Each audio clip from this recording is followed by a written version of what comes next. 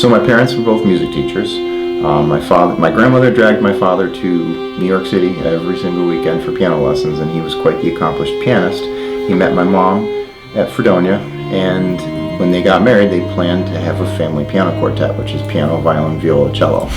And so I was started on violin in the Suzuki method in North Tonawanda at 3 years old.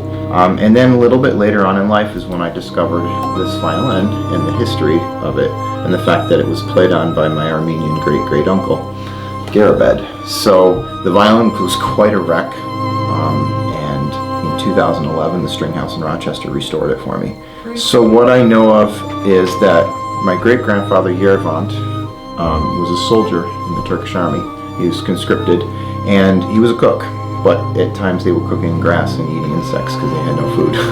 And one of his good friends, assistants to him, was a Turkish man, and he was mortally wounded. And Yervant went and helped him and gave him food and water and tried to help him, and he was not going to make it. And the sergeant said, "Leave him, he's no use to us." And Yervant refused. He kept going back to him. And the Turkish soldier said, "Take my papers." He said, "You speak fluent Turkish, no one will know. Take my papers and assume my identity and get out of here. They're going to be doing horrible things to the Armenians."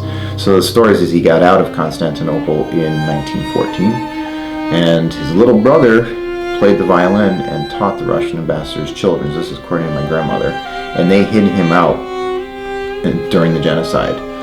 So the interesting connection for me is that this violin made it to America. So obviously he wasn't under duress, or he wouldn't have made it here with a violin in his hands. But it took him quite a long time to get here. He went to Egypt and then I think Canada, and then eventually moved in with his brother. So my grandmother had two fathers for a lot of her life, and got to hear this violin all the time. And when I pick it up and play it, she knows its voice.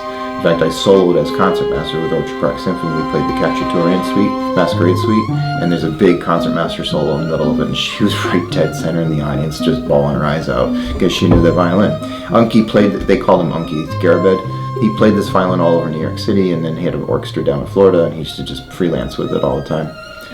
So the violin goes back at least 115 years or so. It's hard to say, but I can say this is interesting. I discovered this when I started playing on it. He actually carved his initials very faintly into the back of it. It's GA.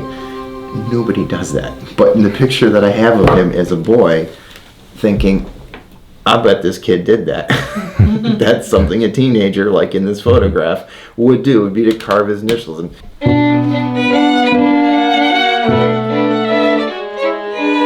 so I discovered the violin. I knew I was Armenian, but I didn't know what it meant to be Armenian. And I'm not that much Armenian, to clarify. I don't look the part. But I knew I was Armenian, and at some point in the mid-2000s, I heard about the genocide. I read a little bit of Wikipedia kind of stuff on it, and then I didn't really dig anymore. But when Peter Balakian came to Williamsville and did an art and poetry thing, and he's got some books out, I read his books. And that really shocked me into understanding the history of the Armenian people, and that I had this connection with this violin that was there all along, and this whole musical connection that's come through my great-grandparents to my grandparents to my parents to myself and now to my children. And I just started digging. And that's when, in the spring, when I discovered Komitas and his music, and I ordered the string quartet music, and I got my quartet together to play it and learn some of it.